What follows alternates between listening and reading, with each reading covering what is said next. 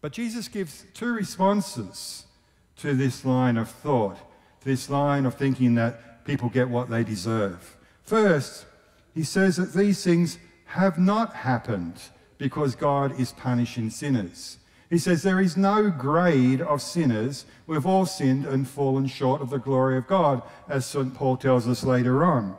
God does not punish because of one's religion or one's culture or one's lifestyle.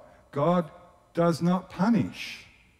As Christians, we know that Christ took everything upon himself on that cross.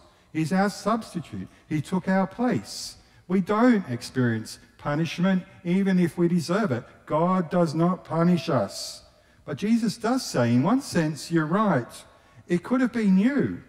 Those innocent people that were killed when the tower fell down on them, those innocent people who were killed when they were worshipping, those innocent people in the circumstances I mentioned earlier, you're right.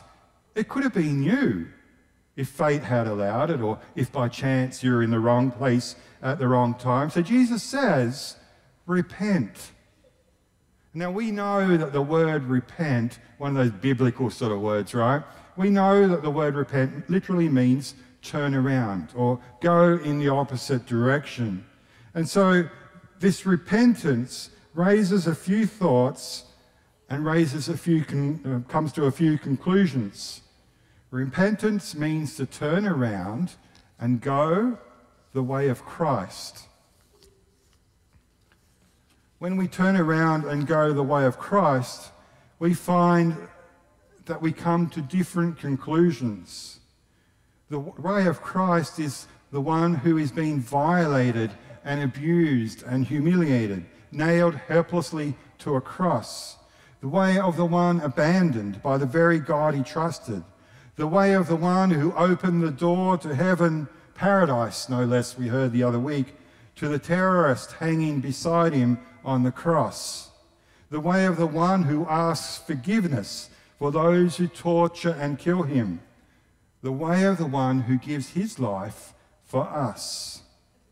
And I want you to think of this one, this Jesus being crucified for just a moment in these days of Lent when we remember what Jesus did for us. Think of him on that cross. Imagine that scene, hanging on the cross with two others beside him on their crosses on a hill called Golgotha. Now we know that Golgotha means place of the skull. And I've never really thought about it too much, but this week I did some research, and it's called place of the skull because if you can imagine the cross is here on a hilltop.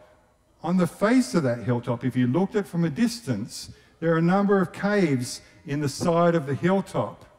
And two of those caves from a distance look like two eyes in a skull with another cave below them. It literally, the hill on which Jesus was crucified, literally looks like a skull. It's a place of death.